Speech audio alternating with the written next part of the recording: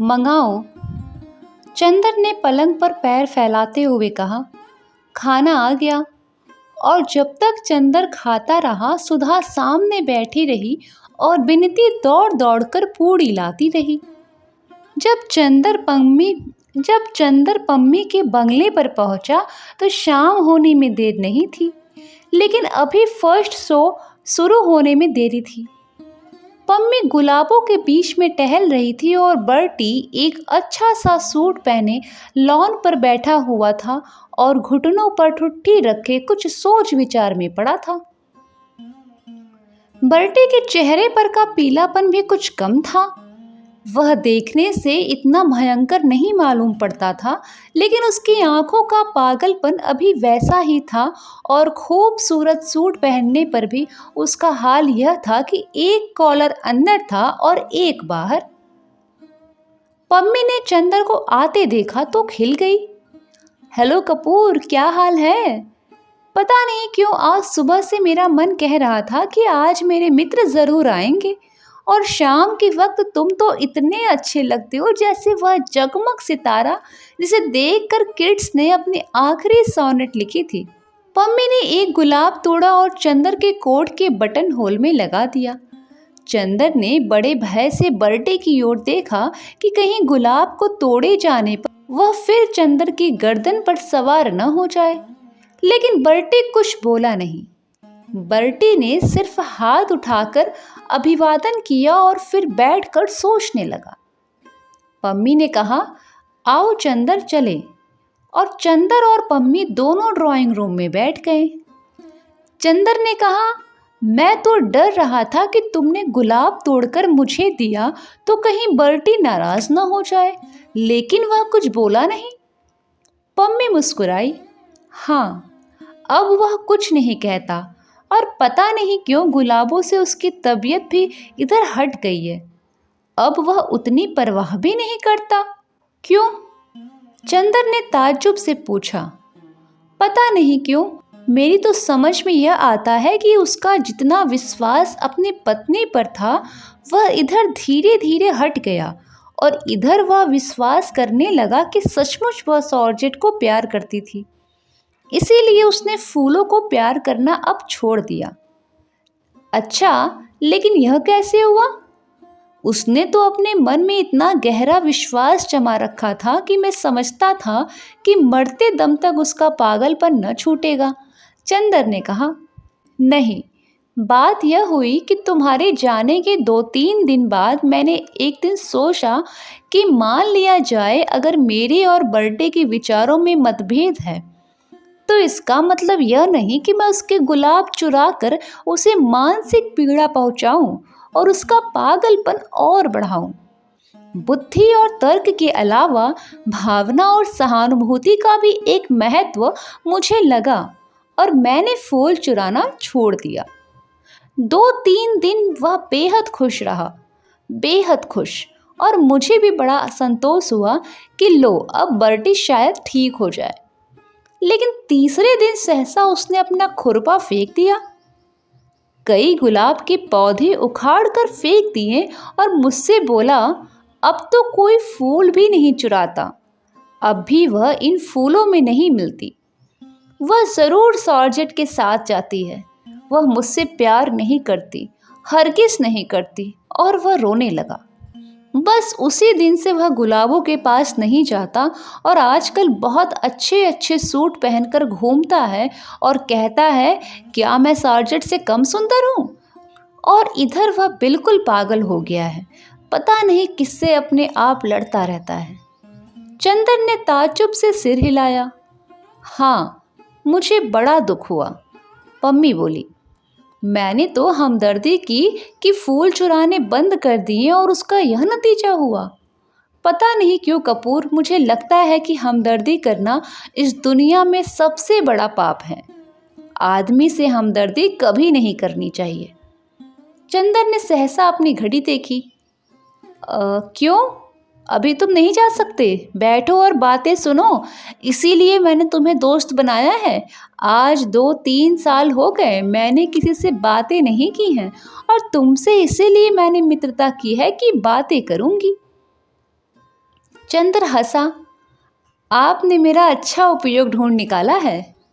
नहीं नहीं, उपयोग नहीं कपूर, तुम मुझे गलत न समझना। जिंदगी ने मुझे इतनी बातें बताई हैं और यह किताबें जो मैं इधर पढ़ने लगी हूँ, इन्होंने मुझे इतनी बातें बताई हैं कि मैं चाहती हूँ कि उन पर बातचीत करके अपने मन का बोझ हल्का कर लूँ और तुम्हें बैठकर सुननी होंगी सारी बातें। हाँ मैं तैयार हूँ, लेकिन किताबें पढ़ने कब से शुरू कर दी तुमने? चंदन ने ताज्जुब से पूछा। अभी उस दिन मैं डॉक्टर शुक्ला के यहाँ गई। उनके लड़के से मालूम हुआ कि तुम्हें कविता पसंद है। मैंने सोचा उसी पर बातें करूं और मैंने कविताएं पढ़नी शुरू कर दी। अच्छा, तो देखता हूँ कि 2-3 हफ्ते में भाई और बहन दोनों में परिवर्तन आ गए। पम्मी कुछ बोली नहीं, केवल हंस दी। मैं सोचता हूँ पम्मी कि आज सिनेमा देखने जाऊं। कार है साथ में, अभी 15 मिनट बाकी है, चाहो तो चलो। सिनेमा? आज 4 साल से मैं कहीं नहीं गई हूँ। सिनेमा, हौजी, बाल डांस सभी जगह जाना बंद कर दिया मैंने। मेरा दम घुटेगा हॉल के अंदर। लेकिन चलो देखें, अभी भी कितने ही लोग वैसे ही खुशी से सिनेमा देखते होंगे। एक गहरी सांस लेकर पम्मी बोली, बर्टी को ले चलोगे? हाँ हाँ, तो उठो चलो, फिर देर हो जाएगी। चंदन ने घड़ी देखते हुए कहा। मम्मी फौरन अंदर के कमरे में गई और एक जॉर्जेट का हल्का भूरा गाउन पहनकर आ गई। इस रंग से वह जैसे निखर आई। चंदन ने उसकी ओर देखा तो वह लजा गई और बोली, इस तरह से मत देखो, मैं जानती हूँ कि यह मेरा सबसे अच्छा गाउन है, इसमें कुछ अच्छी लगती होंगी। चलो। और आकर उसने बेतकल्लुफी से उसके कंधे पर हाथ रख दिया। दोनों बाहर आए तो बर्टी लॉन पर घूम रहा था। उसके पैर लड़खड़ा रहे थे, लेकिन वह बड़ी शान से सीना ताने था। बर्टी, आज मिस्टर कपूर मुझे सिनेमा दिखलाने ले जा रहे हैं, क्या तुम भी चलोगे? बर्टी ने सिर हिलाकर जोर से कहा। सिनेमा जाऊंगा, कभी नहीं, भूल कर भी नहीं। तुमने मुझे क्या समझ रखा है, मैं सिनेमा जाऊंगा? धीरे धीरे उसका स्वर मंद पड़ गया। अगर सिनेमा में वह सार्जेंट के साथ मिल गई तो मैं उसका गला घोट दूंगा। अपने गले को दबाते हुए बर्टी बोला और इतनी जोर से दबा दिया कि अपना गला कि उसकी आंखें लाल हो गई और वह खांसने लगा। खांसी बंद हुई तो वह बोला, वह मुझे प्यार नहीं करती, वह सार्जेंट को प्यार करती है। अगर वह मिल जाएगी सिनेमा में तो मैं उसकी हत्या कर डालूंगा, तो पुलिस आएगी और खेल खत्म हो जाएगा। तुम जानते हो मिस्टर कपूर, मैं उससे कितना नफरत करता हूँ। और लेकिन नहीं, कौन जानता है मैं नफरत करता हूँ और वह मुझे कुछ समझ में नहीं आता, मैं पागल हूँ। उफ। और वह सिर थामकर बैठ गया। पम्मी ने चंदर का हाथ पकड़कर कहा, चलो, यहाँ रहने से उसका दिमाग और खराब होगा, चलो आओ। दोनों जाकर कार में बैठे। चंदर खुद ही ड्राइव कर रहा था। पम्मी बोली, बहुत दिन से मैंने ड्राइव नहीं की है कार, लाओ आज ड्राइव मैं करूँगी। थोड़ी देर में कार रिजॉर्ट के सामने पहुंची। चित्र था सैलामी, जहां वह नाची थी। चंदन ने टिकट लिया और दोनों ऊपर बैठ गए। अभी न्यूज़ रील चल रही थी। सहसा पम्मी ने कहा, कपूर, सैलामी की कहानी मालूम है? न, यह कोई उपन्यास है? चंदन ने पूछा। नहीं, यह बाइबल की एक कहानी है। असल में एक राजा था हैरात। उसने अपने भाई को मारकर उसकी पत्नी से शादी कर ली थी। उसकी भतीजी थी सैलामी, जो बहुत सुंदर थी और बहुत अच्छा नाचती थी। हैरात उस पर भी मुग्ध हो गया, लेकिन सैलामी एक पैगंबर पर मुग्ध थी। पैगंबर ने सैलामी के प्रणय को ठुकरा दिया। एक बार हैरात ने सैलामी से कहा कि यदि तुम नाचो तो मैं तुम्हें कुछ दे सकता हूँ। सैलामी नाची और पुरस्कार में उसने अपना अपमान करने वाले पैगंबर का सिर मांगा। हैरत वचनबद्ध था। उसने पैगंबर का सिर तो दे दिया, लेकिन बाद में इस भय से कि कहीं राज्य पर कोई आपत्ति न आए, उसने सैलामी को भी मरवा डाला। चंदर को यह कहानी बहुत अच्छी लगी। तब तो चित्र बहुत ही अच्छा होगा, उसने सोचा। सुधा की परीक्षा है, वरना सुधा को भी दिखला देता। लेकिन क्या नैतिकता है इन पाश्चात्य देशों की कि अपनी भतीजी पर ही हैरत मुक्त हो गया। उसने पम्मी से कहा, तो क्या हुआ? यह तो सेक्स है मिस्टर कपूर।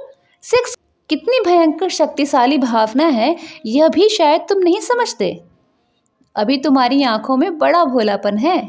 तुम रूप की आग के संसार से दूर मालूम पड़ते हो, लेकिन शायद 2-1 साल बाद तुम भी जानोगे कि यह कितनी भयंकर चीज है। आदमी के सामने वक्त बेवक्त नाता, रिश्ता, मर्यादा, अमर्यादा कुछ भी नहीं रह जाता। वह अपनी भतीजी पर मोहित हुआ तो क्या? मैंने तो तुम्हारे यहाँ एक पौराणिक कहानी पढ़ी थी कि महादेव अपनी लड़की सरस्वती पर मुग्ध हो गए थे। महादेव नहीं, ब्रह्मा। चंदर बोला, हाँ हाँ ब्रह्मा, मैं भूल गई थी। तो यह तो सेक्स है। आदमी को कहाँ ले जाता है यह अंदाजा भी नहीं किया जा सकता। तुम तो अभी बच्चों की तरह भोले हो और ईश्वर न करे तुम कभी इस प्याले का शरबत चखो। मैं भी तो तुम्हारी इसी पवित्रता को प्यार करती हूँ। पम्मी ने चंदर की ओर देखकर कहा, तुम जानते हो मैंने तलाक क्यों दिया?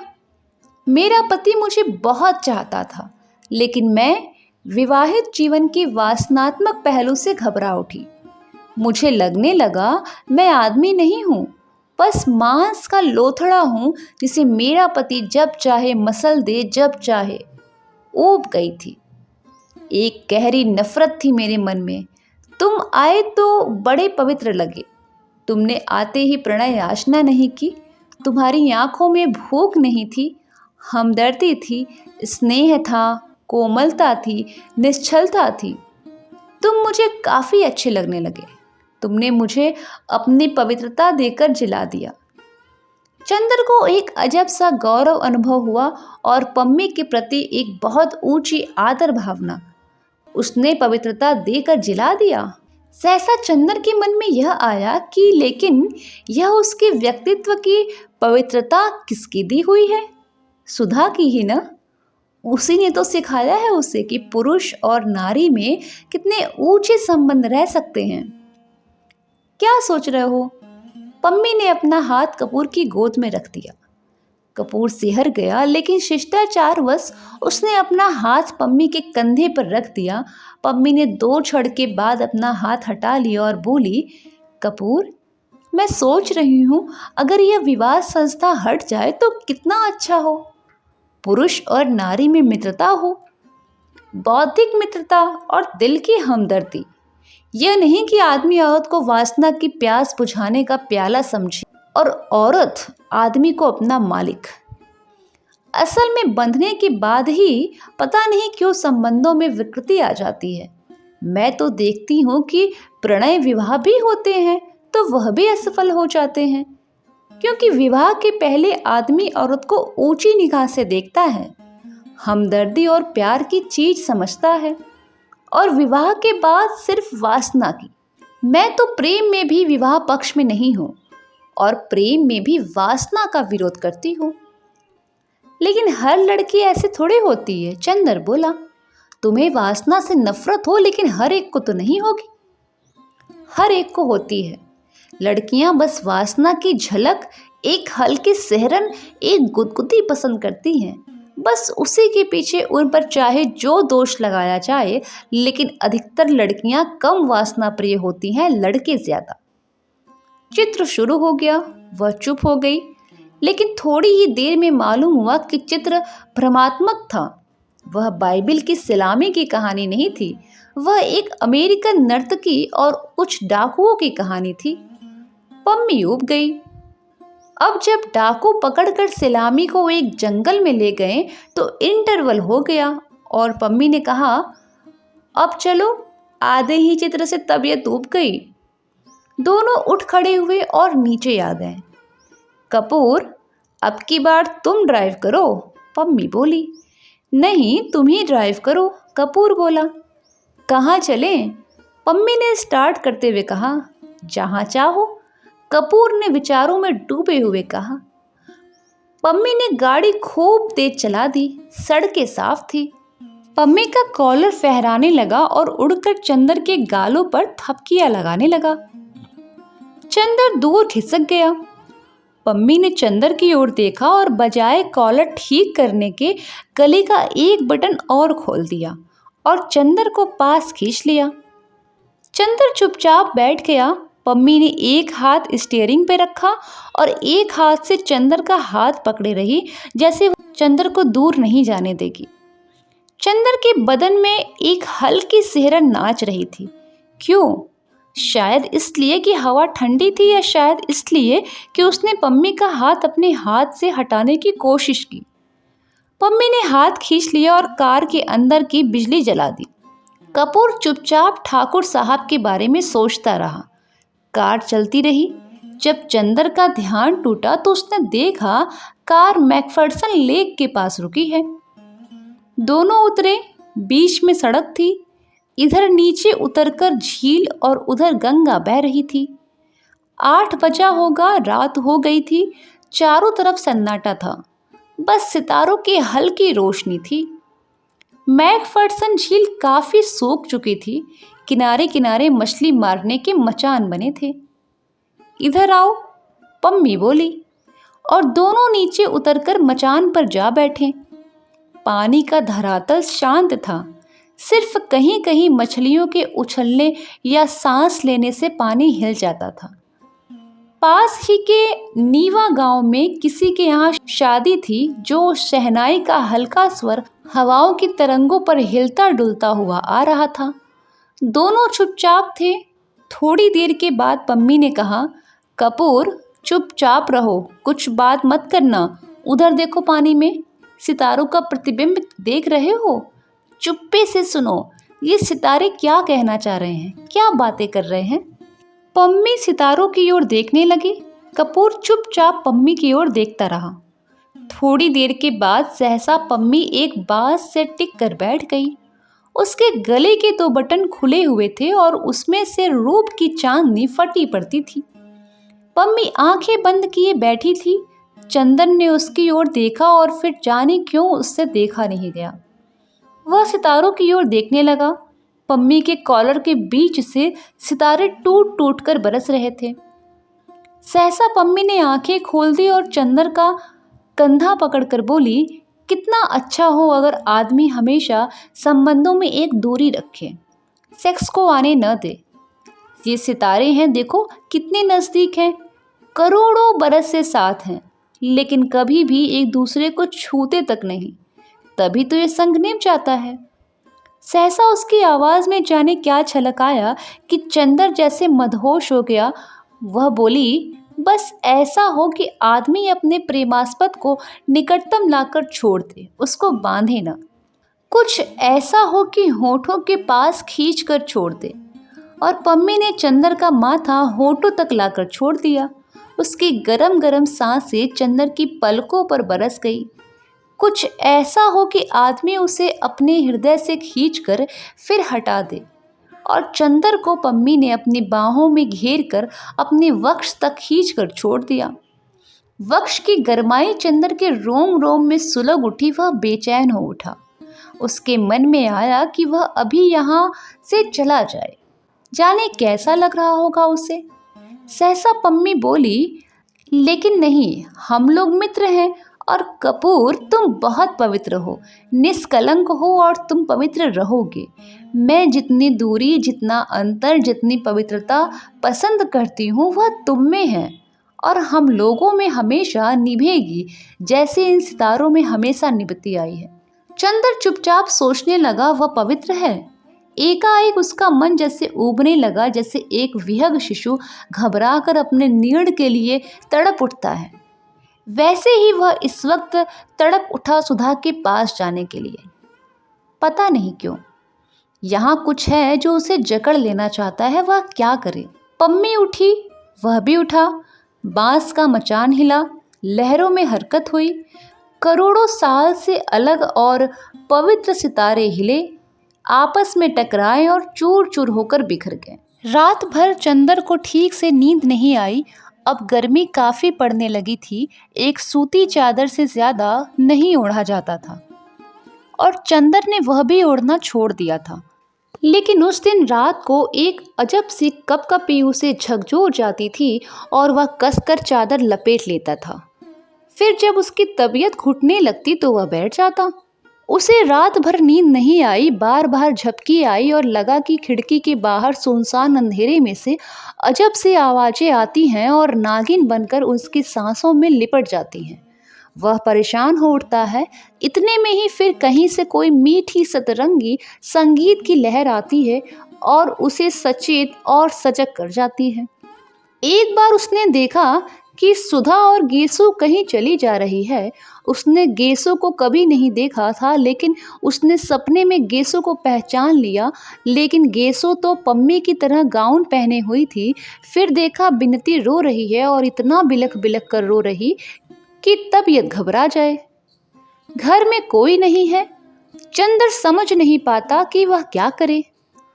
अकेले घर में एक अपरिचित लड़की से बोलने का साहस भी नहीं होता उसका। किसी तरह हिम्मत करके वह समीप पहुंचा तो देखा, अरे यह तो सुधा है। सुधा लुटी हुई सी मालूम पड़ती है। वह बहुत हिम्मत करके सुधा के पास बैठ गया। उसने सोचा, सुधा को आश्वासन दे दिया, लेकिन उसके हाथों पर जाने कैसे सुकुमार जंजीरें कसी हुई थी। उसके मुंह पर किसी की सांसों का भार है। वह निश्चेष्ट है। उसका मन अकुला रहा।